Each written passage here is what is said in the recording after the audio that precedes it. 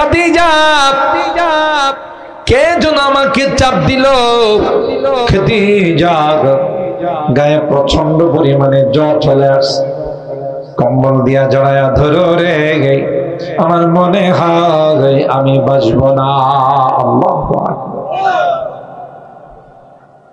আমার ভাইরা, আমাদের ম্যাডামরা হলে কি কইতো জানো, তোমার এনে যাইতে ঘুষিল কে, এনে বোধ ভূত বৈশা রয়েছে, ফেরেত বৈশা রয়েছে। কথাটা তুমি ওখানে গেছ, কে যেন তোমার চাপ দিছে, আর এখন তুমি গায়ে জ্বর আসছে বলতেছ তুমি বাঁচবা না। এ মা বোনেরা, ভালো করে শুনুন, দাম্পত্য জিন্দেগি কেমন হয়, স্বামী স্ত্রীর মধ্যে ভালোবাসার সম্পর্ক কেমন হয়। আম্মা জান খাদিজাতুল কুবরা রাদিয়াল্লাহু তাআলা আনহা আল্লাহর হাবিবকে ডাক দিয়া কয়, কাল্লা ওয়াল্লাহি লা ইউখজিকাল্লাহু আবাদা। আল্লাহু আকবার। আল্লাহ ডাক দিয়া কয়, কি জন্যে তোমার স্ত্রী বানাইলাম?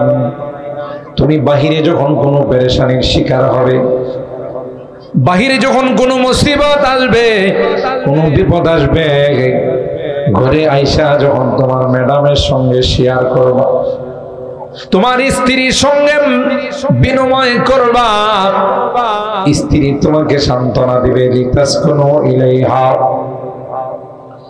স্ত্রী তোমাকে সান্ত্বনা দিয়ে বলবে, না না, টেনশনের কোনো কারণ নেই, পেরেশান হওয়ার কোনো কারণ নেই, আপনার জানের উপর দিয়ে আঘাত যায় না, মালের উপর দিয়ে গেছে, আপনি বেঁচে থাকলে হাজারো মাল আপনার কদমে চুম্বন করবে। তোমরা এক সময় বীর্য ছিলে, নাপাক একটা কাতরা ছিলে, আমি আল্লাহ এর মধ্যে কুদরতি নকশা করছি, তোমাদেরকে বড় সুন্দর করে বানাইছি, এত সুন্দর করে পৃথিবীর কাউকে আমি বানাই। আন খালাকাকুম মিন তুরাব সুম্মা ইযা আনতুম বাশারুন তানতাশিরুন।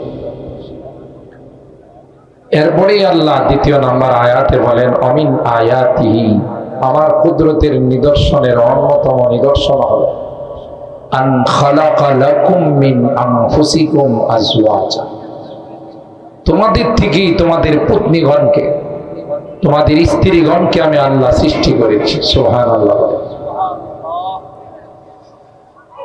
এই জন্য হাদিসের মধ্যে আসছে, সাইয়্যিদানা হযরতে আদম আলা নবিয়িনা আলাইহিস সালাতু ওয়াস সালামের বাম পাজরের হাড্ডি দ্বারা আম্মা জান হাওয়া আলাইহাস সালামকে আল্লাহ বানাইছে। হযরত আদম শোয়া ছিলেন, শোয়া অবস্থায় আল্লাহ কুদরতি অপারেশন করলেন। সুবহানাল্লাহ। অপারেশন করে বাম পাজরের হাড্ডি বের করলেন, ওখান থেকে আল্লাহ তাআলা আম্মা জান হাওয়া আলাইহাস সালামকে বানাইছে। এই জন্যই সূরা আন-নিসার শুরুতে আল্লাহ বলেন, ইয়া আইয়ুহান নাস ইত্তাকু রাব্বাকুমুল্লাযী খালাকাকুম মিন নাফসিন ওয়াহিদা ওয়া খালাকা মিনহা যাওজাহা ওয়া বাসসা মিনহুমা রিজালান কাসীরান ওয়া নিসা ওয়াত্তাকুল্লাহাল্লাযী তাসাআলুনা বিহি ওয়াল আরহাম। হে পৃথিবীর মানব সকল, ইত্তাকু রাব্বাকুম, তোমরা তোমাদের রবকে ভয় করো, আল্লাযী খালাকাকুম, যিনি তোমাদেরকে সৃষ্টি করেছেন, মিন নাফসিন ওয়াহিদা, একটা নফস থেকে, সেই নফসটা হলো হযরতে আদম। ওয়া খালাকা মিনহা, এবং ওই নফস থেকে আল্লাহ তাআলা তার স্ত্রীকে বানাইলেন, যাওজাহা। আর স্বামী স্ত্রীর মাধ্যমে গোটা বিশ্বের মধ্যে আদম সন্তানকে আল্লাহ বিস্তার করেন। সম্মানিত সুধী, হযরতে আদম আলাইহিস সালাম জান্নাতে একা একই বসবাস করতেছে, মনের অবস্থা তেমন ভালো না, যতই সুখ শান্তি থাকো, সঙ্গী সাথী না থাকলে ভালো, একা একা ভ্রমণ করতে আসলাম, সব দেখতেছি, কেউ যদি সঙ্গী থাকতো, বন্ধু থাকতো তাহলে ভালো। তো আল্লাহ তাআলা তো আলিমুম বিদাতিস সুদূর, অন্তর্যামী। হযরতে আদমের কি জন্য ভালো লাগতেছে না এটা আল্লাহ জানেন না জানেন? বলে আল্লাহ জানেন, যেহেতু তিনি অন্তর্যামী, সঙ্গী চাইতেছে। তো বাম বাজারের হাড্ডি দিয়ে আল্লাহ তাআলা তার জীবন সঙ্গিনী সহধর্মিণী বানাইলেন হযরতে হাওয়া আলাইহিস সালাম। তিনি তখন ঘুমন্ত অবস্থায় ছিলেন। তাফসীরের কিতাব খুলে দেখুন, ঘুম থেকে উঠে তিনি দেখলেন আমার পাশে একজন সুন্দরী রমণী রূপসী নারী শুয়ে আছে। তিনি তার হাত বাড়াইতে চাইলেন তার গায়ে স্পর্শ করার জন্য। আসমান থেকে আওয়াজ আলো, মাহ ইয়া আদম হাত্তা তুআদ্দি মাহরাহা, হে আদম গায়ে হাত দিও, তোমার জন্য বানাইছি। তবে তার গায়ে হাত দেওয়ার আগে তার মহরানা আদায় করতে। সুবহানাল্লাহ। হযরতে আদম বললেন ওয়ামা মাহরুহা, ওই সাউন্ডটা একটু বাড়াও না। ওয়ামা মাহরুহা, হযরতে আদম বললেন আল্লাহ মোহর কি জিনিস? আমি তো মোহর বলতে কিছু জিনিস জানি না। ভালো করে শুনবেন, যারা আমাদেরকে বলেন এরা নবীর শান জানে না, এরকমের লোক তো এই এলাকায় নাই বললেই চলে। থাকলো কই ওয়াহাবিরা নবীর সম্মান জানে না। আবার কি কয় জানেন? কোরআনের আয়াত দিয়া গান বানায় আর কয় ওয়াতুআযিরুহু ওয়াতুওয়াক্কিরুহু, আল কোরআনের ঘোষণা, নবীজিরে তাজিম না করলে হাড্ডি গুড্ডি থাকবে না ইয়া রাসূলুল্লাহ। কোরআনের আয়াত দিয়ে কি বানাইছে? গান বানাইছে যে ওয়াতুআযিরুহু ওয়াতুওয়াক্কিরুহু, আল কোরআনের ঘোষণা, নবীজিরে তাজিম না করলে হাড্ডি গুড্ডি। আল্লাহ নবী কি কথা কইছে যে পিডায় হাড্ডি মাড্ডি ভাঙ্গা বলা? তুই কিসের নবীর আশেক আরেকবার হাড্ডি ভাঙ্গার কথা কস? কথা কয় না। নবীর সম্মান হাক্কানি রব্বানি দেওবন্দের উলামায়ে কেরাম যা জানেন তোমরা তার শিখিও জানো না। শুধু নারায়ে রিসালাত ইয়া রাসূলুল্লাহ বলে চিৎকার দিলে সম্মান পায় না। ঠিক কি? এই যে আমার যুবকরা খেলোয়াড়দেরকে ফলো করে, তাই না?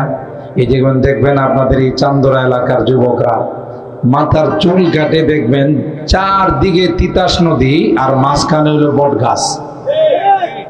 এরকমের চুল তো আপনারা কত দেখেন নাই। আমি এক যুবকেরই অবস্থা দেখে যে আল্লাহ, চতুর্দিকে বিশাল তিতাস নদী, মাঝখানে এত বড় এক বট গাছ। আমি জিজ্ঞাসা করলাম, বাবা এই কাটিং পাইছিস কই? এটা রোনালদোর কাটে, এটা নেইমারের কাটে। কথা কয় না। তো বোঝা গেল যে যাকে ফলো করে তার আদর্শ তার জীবনে বলেন বাস্তবায়ন।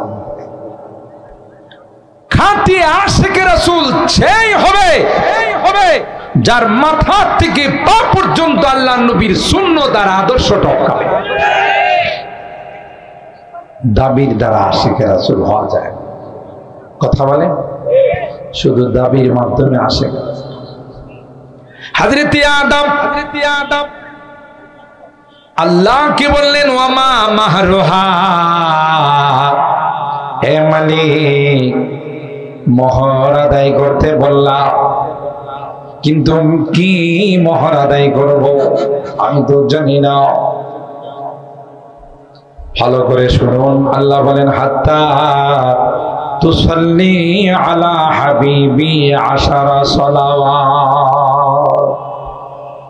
হে আদম, আমার দুস্থ আমার হাবিবের উপর যদি 10 বার দরুদ পড়ো তাইলে তোমার স্ত্রীর মহরানা আদায় হয়ে যাবে। আল্লাহু আকবার, আল্লাহু আকবার। আপনাদের মনে প্রশ্ন আসে না, প্রথম মানবকে? কথা কয় না। দ্বিতীয় মানবকে হযরতে হাওয়া আলাইহিস সালাম। আল্লাহ আদম রে কয় আমার হাবিবের উপর যদি 10 বার দরুদ পড়ো তাইলে তোমার মহারানা আদায় হয়ে যাবে। আল্লাহর হাবিব বলেন, এ উম্মত আমাকে চিনো, আমার পরিচয় নাও। আউয়ালু মা খালাকাল্লাহু রূহি, সর্বপ্রথম যে রূহটা আল্লাহ বানাইছেন এটা আদমের রূহ নয়, এটা আমি মুহাম্মদুর রাসূলুল্লাহ সাল্লাল্লাহু আলাইহি ওয়াসাল্লামের রূহ। কুনতু নাবিয়ান ওয়া আদামু বাইনাল মাই ওয়াত তিন, আল্লাহ তো আমাকে তখন নবী বানাইছেন যখন আদমের অস্তিত্ব হয় নাই। আমরা বলে নবী সম্মান জানি না, আরে তুমি হাদিস পড়ো, ইসলাম নিয়ে স্টাডি করো। বাবা তুমি তো স্টেজে বসে অমুক কাফের তুমুক কাফের, অমুকে যে কাফের মনে করবো না, হেও কাফের, সন্দেহ করবো হেও কাফের, কথা পান। আর এমন লাস্টিং মার্কা কাফের যে এই কাফের যদি কবরে দেওয়া হয়, এই কবর থেকে যে ঘাস উঠবে, এই ঘাস যদি কোনো গাভী খায়, কথা কয় না, এই গাভীর দুধ যে খাবে হেও কাফের। করোনার সময় যেমন এক শ্রেণীর হলুদ সাংবাদিকরা এরা বলছিল যে করোনায় যারা আক্রান্ত হবে তাদেরকে দাফন করা যাবে না, আগুন দিয়ে পুড়িয়ে দিতে হবে। এরকম একটা দাবি নাস্তিক মার্কা সাংবাদিক যারা তাদের থেকে উঠছিল কিনা বলেন। তো তাদেরকে জিজ্ঞাসা করা হয়েছিল কেন, ওই যে করোনা এত পাওয়ারফুল মহামারী, করোনায় আক্রান্ত মানুষকে যদি গুরুস্থানে দাফন করা হয়, যারা আগে শুয়ে রয়েছে ওরাও করোনায় আক্রান্ত হয়েছে, কথা কার না। কবরে যারা আগে থেকে দাফন হয়ে রয়েছে ওরাও বলে কি জীব, এত বড় মারাত্মক। আমাকে যারা কাফের কয় কিছু মৌলবীরা, আচ্ছা আপনারা বুকে হাত দিয়ে বলেন, আমরা যে এত মাহফিল করি, আমাদের ওলামায়ে দেওবন্দ কোন মাহফিলে শুনছেন আমরা কাউকে কাফের ফতোয়া দিছি? বলেন বলেন, বোঝার জন্য বলছি ভাই, আপনি সিনায় হাত দিয়ে বুঝেন এত বড় শক্ত গালি কাফের বলাটা। যাকে কাফের বলা হলো সে যদি কাফের না হয় তাহলে এই গালিটা আসমানের মধ্যে চক্কর খাইতে থাকে। আল্লাহ কি বলে, আল্লাহ যাকে কাফের বলছে সে তো কাফের নয়, এখন আমি কি করব? তখন আল্লাহর পক্ষ থেকে হুকুম হয় যে কইছে এর মাথার উপরে যায় পড়, কথা কয় না। হযরত রাসূল আকরাম সাল্লাল্লাহু তাআলা আলাইহি ওয়াসাল্লাম তিনি বলেন, আল্লাহ আমাকে দে তখনই নবুয়ত দান করছেন যখন আদমের অস্তিত্ব হয়। দান করছেন আগে, প্রকাশ করছেন। বলুন, যেমন আজকের মাহফিলের মধ্যমণি বলুন আর হযরত, ইনি কি সবার আগে বয়ান করে যাবে না পরে আসবে? কথা বলে না। যিনি সেমিনারের মাহফিলের প্রধান আকর্ষণ হন ইনি কিন্তু আগে আসেন না, পরে আসেন। গোটা বিশ্বের যিনি টার্গেট, গোটা বিশ্ব যার জন্য আল্লাহ সাজাইছে তিনি আর কেউ নন, আমার আপনার নবী, বিশ্ব নবী রাহমাতুল লিল আলামিন হযরত মুহাম্মদুর রাসূলুল্লাহ সাল্লাল্লাহু আলাইহি। শুধু তাই নয়, তাফসীরের কিতাবে মুফাসসিরিনে কেরাম লিখেন, আদম আলাইহিস সালাম যদি আগে জানতেন যে জান্নাতের এই গাছের ফল খাওয়ার পর আমি দুনিয়াতে যাব, আমার সন্তানদের মধ্য থেকে মুহাম্মদুর রাসূলুল্লাহ সাল্লাল্লাহু আলাইহি ওয়াসাল্লাম আগমন করবেন, তাইলে গাছের ফল নয় মূল শিকড়টা তুলে তিনি খেয়ে ফেলতেন। কেন? ফল খাইলে যে অ্যাকশন হবে, শিকড় খাইলে অ্যাকশনটা কম হবে না বেশি হবে? কই দ্রুত পৃথিবীতে আসার জন্য, আর আমার আওলাদের থেকে বিশ্ব নবীর আগমন ঘটবে। তিনি তাই করেন। आदम के लिए फख्रे आली नसबी है, आदम के लिए फख्रे आली नसबी है, मक्की मदनी हाशिमी वो मुक्तलबी है।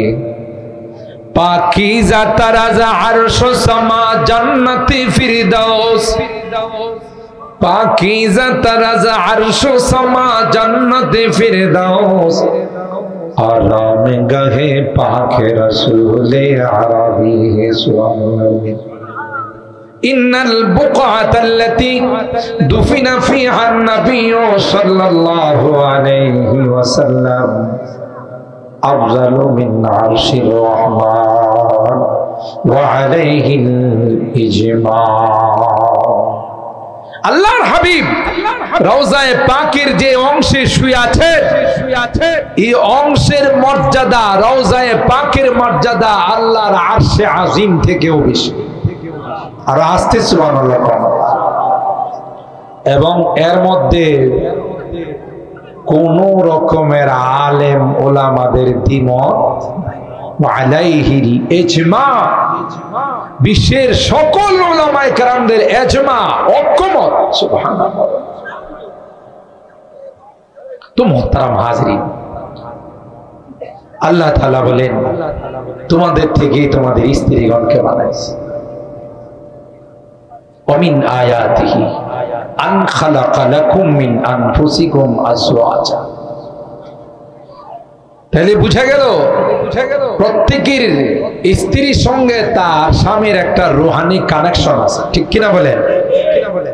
আপনি চান্দুরার মানুষ, বিজয়নগরের মানুষ, আপনার বিয়ে হয়েছে সিলেটে, শ্বশুর বাড়ি সিলেট, রাজশাহী, খুলনা, চট্টগ্রাম। বিবাহের আগে তার সাথে আপনার কোনো পরিচয় নাই, মুরব্বীরা মিলে বিয়ে শাদীর ব্যবস্থা করছেন। এরপরে যে স্বামী স্ত্রীর মধ্যে একটা মহব্বত আর ভালোবাসা হয়, গোটা বিশ্বের মানুষ চেষ্টা করে এটা নষ্ট করতে পারবে? বলেন। আপনি যদি আপনার এই বন্ধন না ভাঙ্গেন, আপসের মধ্যে যদি সম্পর্ক আপনি ছিন্ন না করেন, নষ্ট না করেন, প্রেসিডেন্ট জো বাইডেন পারবো যে না আমি অর্ডার করছি আমি আমেরিকার প্রেসিডেন্ট? পারবে? কথা কয় না। শি জিনপিং পারবে? কথা কন। এত বড় গভীর কানেকশন, মহব্বত আর ভালোবাসা স্বামী স্ত্রীর মধ্যে হয়ে যায় বিসমিল্লাহ কবুল করার মাধ্যমে, কবুল বলার মাধ্যমে। গোটা বিশ্ব মিলেও তাদের এই মহব্বত আর ভালোবাসার সম্পর্ক নষ্ট করতে কে দিছেন এটা? ওয়ামিন আয়াতিহি আন খালাকা লাকুম মিন আনফুসিকুম আজওয়াজা লিতাসকুনু ইলাইহা ওয়া জাআলা বাইনাকুম মাওয়াদ্দাতাও ওয়া রাহমা। আল্লাহ ডাক দেয়া কয়, কি জন্য তোমার স্ত্রী বানাইলাম? তুমি বাহিরে যখন কোনো পেরেশানির শিকার হবে, বাহিরে যখন কোনো মুসিবত আসবে, কোনো বিপদ আসবে, ঘরে আইসা যখন তোমার ম্যাডামের সঙ্গে শেয়ার করবা, তোমার স্ত্রীর সঙ্গে বিনিময় করবা, স্ত্রী তোমাকে সান্ত্বনা দিবে। লিতাসকুনু ইলাইহা, স্ত্রী তোমাকে সান্ত্বনা দিয়ে বলবে না না, টেনশনের কোনো কারণ নেই, পেরেশান হওয়ার কোনো কারণ নেই। আপনার জানের উপর দিয়ে আঘাত যায় না, মালের উপর দিয়ে গেছে। আপনি বেঁচে থাকলে হাজারো মাল আপনার কদমে চুম্বন করবে, ঠিক কিনা বলে? তাইলে বুঝা গেল স্বামীরা ব্যবসা বাণিজ্যে যদি লস হয়, রাস্তাঘাটে যদি কোনো বিপদের সম্মুখীন হয়, মোবাইল চুরি হয়, টাকা পকেট মার নিয়ে যায়, বাসায় যদি আয়সা স্ত্রীর সঙ্গে মত বিনিময় করে, শেয়ার করে, তাহলে স্ত্রীর উচিত স্বামীকে কি দেওয়া? কথা কয় না। আমার মা বোনরা বয়ান শুনতেছেন না? হ্যাঁ, আজকের বিষয়টাই মা বোনদের বিষয়। স্ত্রীর উচিত স্বামীকে সান্ত্বনা দেওয়া। কিন্তু আজকালকার ম্যাডামরা কি মার্কা না একটু ভিন্ন। আপনারা চান্দুরার ম্যাডামরা হয়তো একটু ভিন্ন, আমাদের ঢাকার ম্যাডামরা অন্য। আপনি যদি আইসা গন নাম নিয়ে বলেন আর বাচ্চার মা বলেন যে আজকে তো একটা কাম হয়েছে, কি কাম হয়েছে, কোন সময় যে পকেট থেকে মোবাইলটা নিয়ে গেছে আমি কইতেই পারি। তখন আপনার স্ত্রীর জবাবটা কিরকম, তোমার মতো আলা বলা মগা এর কাছ থেকে মোবাইল নিবে না তো কার কাছ থেকে নিবে? ওই বেড়া অনেকদিন যাবত অপেক্ষা ছিল যে মগারে পাওয়া যায় কিনা দেখো, কথা পায় না। সান্ত্বনা দিল না, কাটা গায়ে লবণ লাগাইল, কথা পায় না। এটা সুন্নত নয়। সময় কম, আমি টাচ দিয়ে যাচ্ছি। বুখারী শরীফ খুলে দেখুন, বাবু কাইফা কানা বাদুল ওয়াহি ইলা রাসূলিল্লাহি সাল্লাল্লাহু আলাইহি ওয়াসাল্লাম। আল্লাহর হাবিব যখন হেরা গুহায় গেলেন, ইতিহাস কম বেশি আপনাদের জানা আছে। হেরা গুহাটা নির্জন এলাকায়, হুজরা মোবারক থেকে 7 কিলোমিটার পাই জাবালে নূর। সেই জাবালে নূরের চূড়ায় থেকে আবার নিচে নামতে হয়। এটা হলো ছোট্ট একটি গুহা, যে গুহার নাম হলো হেরা গুহা। হেরা গুহায় যখন আল্লাহ নবী ওখানে ওই জন্ম গেলেন, আল্লাহ হযরত জিবরাইল আলাইহিস সালামকে পাঠাইলেন। আয়েশা তিনি বললেন, ইকরা ইয়া মুহাম্মদ, হে মুহাম্মদ আপনি পড়ুন। আল্লাহ নবী কি জবাব দিলেন? মা আনা বিকারি, না ভাই আমি তো লেখাপড়া করি না। সিনাতে লাগায়া হযরত জিবরাইল আলাইহিস সালাম জোরে চাপ দিয়েছেন। চাপটা কি আস্তে না জোরে? জোরে কর। জিবরাইল আলাইহিস সালামের গায়ে তো শক্তি নাই বললেই চলে। হ্যাঁ, 600 পর ছিল যার গায়ে পাখা ডানা। একটা দিয়ে পৃথিবীতে আঘাত করলে সেকেন্ডের মধ্যে পৃথিবী উলটপালট হয়ে যায়।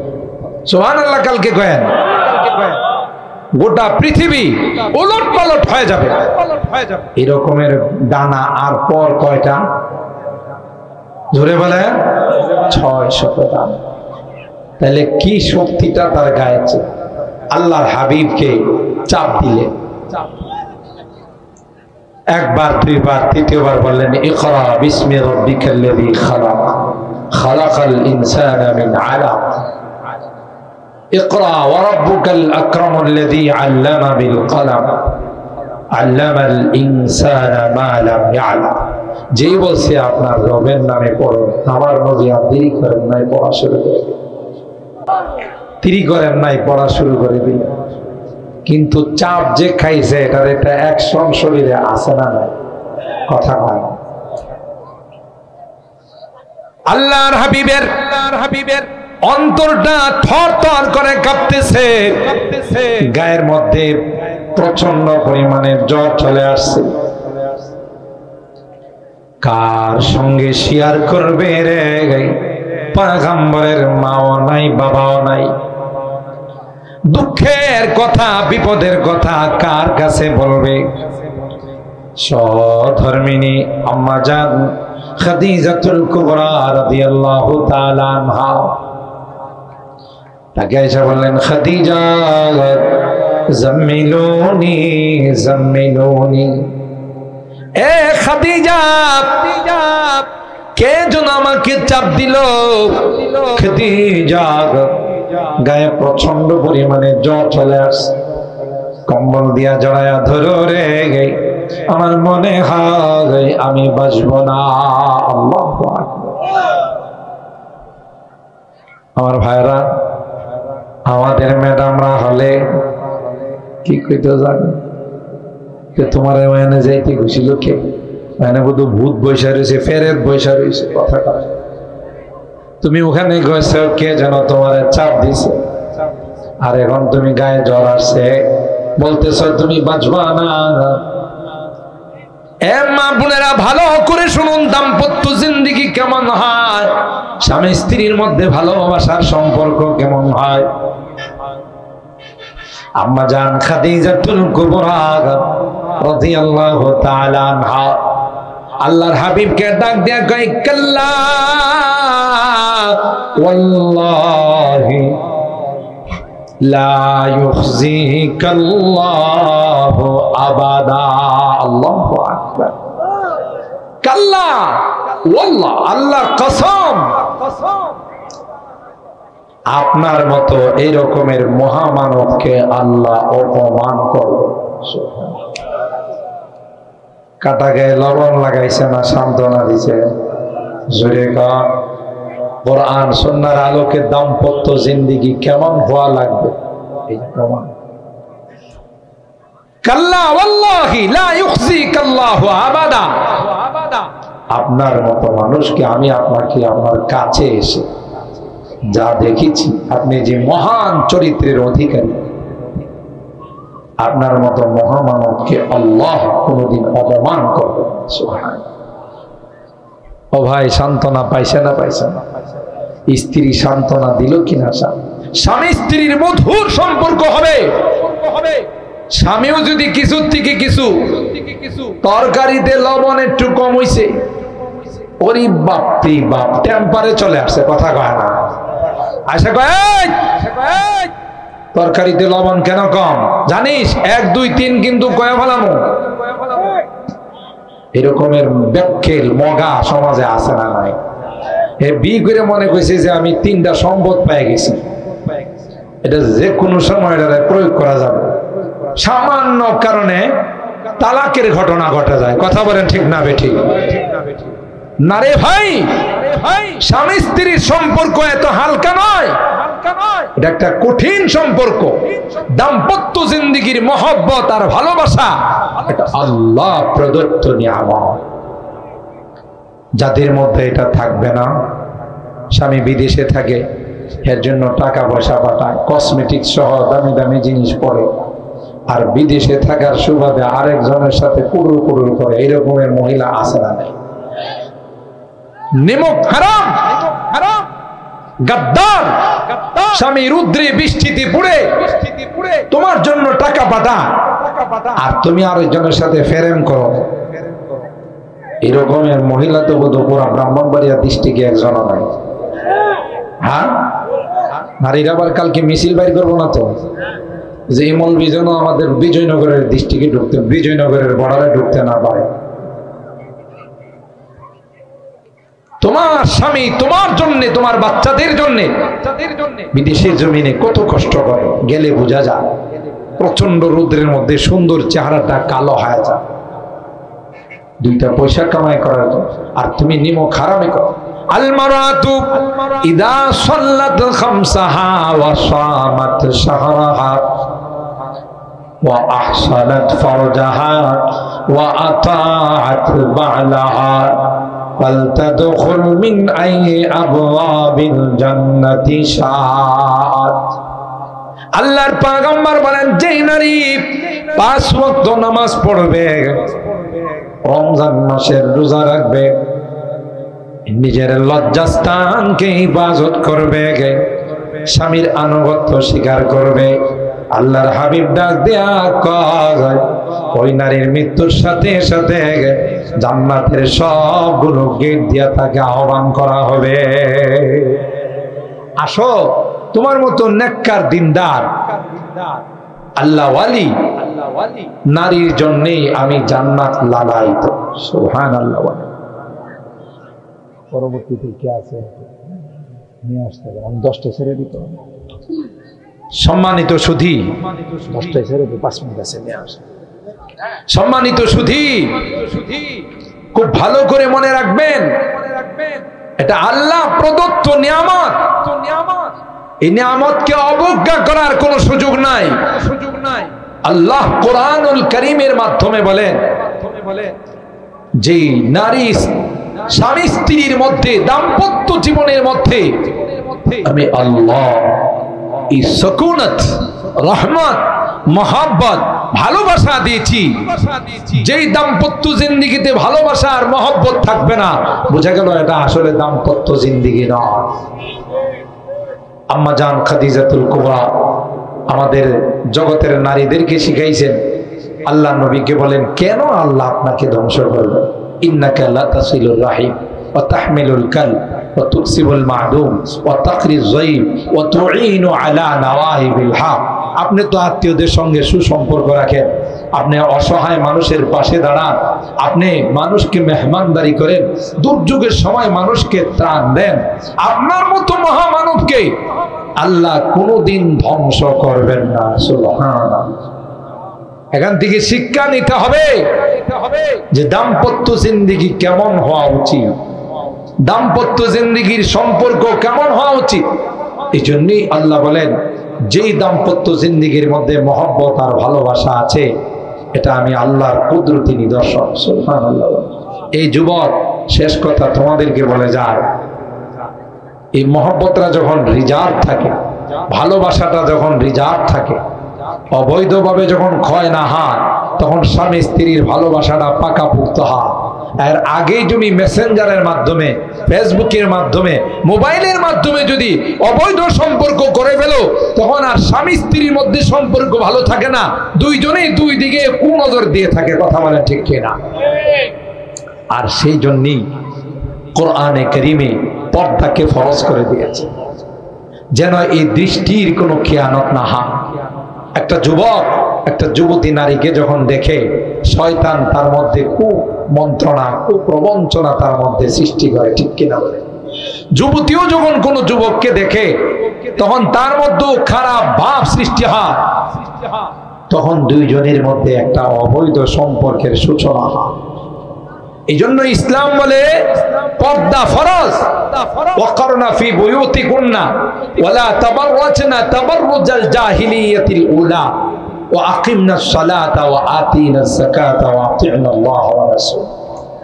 পর্দা মেইনটেইন করলে এই জাতীয় কোনো অবৈধ সম্পর্কের সম্ভাবনা থাকে না। কথা বলেন ঠিক কিনা?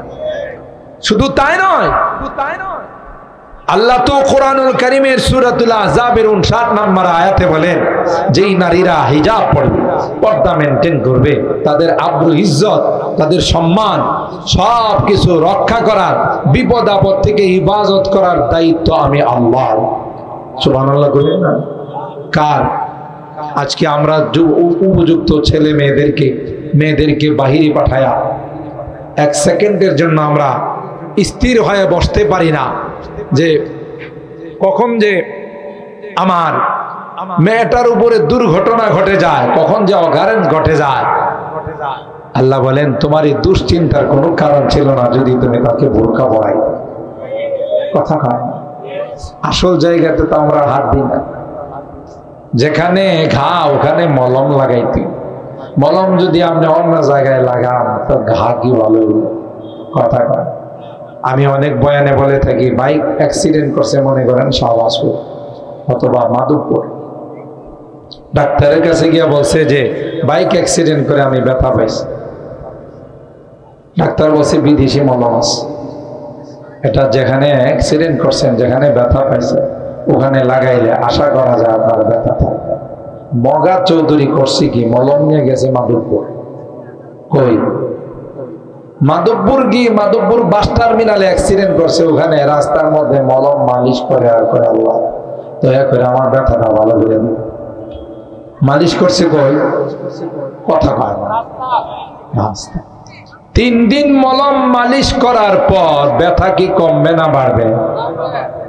ডাক্তারের কাছে এসে কয়, ডাক্তার সাহেব কি মলম দিলেন, আমি 3 দিন মালিশ করলাম, আমার ব্যথা তো একটুও কমে না। ডাক্তার সাহেব বললেন, আমি যেইভাবে বলছি সেভাবে মালিশ করছেন? বলে হ্যাঁ।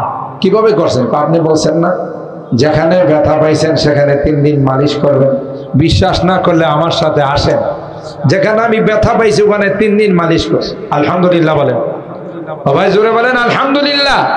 হযরত পীর সাহেব হুজুর দামাত বারাকাতুহু আমাদের মাঝে উপস্থিত হয়ে গেছেন। আল্লাহ হযরতের হায়াতে বরকত দান করুন, আমিন বলেন। হযরতের সুহবত থেকে যেন আমরা আরো বেশি বেশি মুস্তাফিদ হতে পারি, উপকৃত হতে পারি, আল্লাহ আমাদের সবাইকে তৌফিক দান করেন, আমিন বলুন। আমি 1 মিনিটের মধ্যে আমার কথার ইতি টানতেছি। সম্মানিত সুধী, সুতরাং কোরআন আমাদের কল্যাণের জন্য, আমাদের হেদায়েতের জন্য আল্লাহ কোরআন নাযিল করেছেন। কোরআনের বিধিবিধান যখন আমরা মানব, ব্যক্তিগত জীবনে, পারিবারিক জীবনে, সামাজিক জীবনে,